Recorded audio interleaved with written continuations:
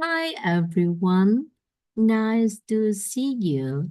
And let's come to our story today. The story is Watching the Bird. My grandma is old. She stays in the house a lot. I asked her what she does all day. Grandma says, I like to watch birds.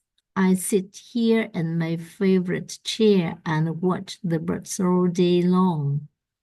Don't you feel bored? I asked her. No, I see many birds every day. Bluebirds, yellowbirds, and blackbirds. They come to it, play and sing. It is fun to watch, says my grandma.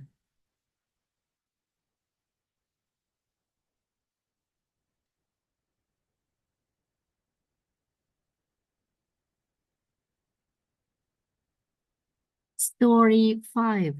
Watching the Bird. My grandma is old. She stays in the house a lot. I asked her what she does all day. Grandma says, I like to watch birds. I sit here in my favorite chair and watch the birds all day long. Don't you feel bored? I asked her. No, I see many birds every day.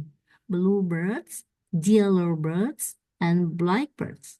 They come to it, play and sing. It is fun to watch, says my grandma. That's all for story number 5 of April today. Thank you for listening. Goodbye.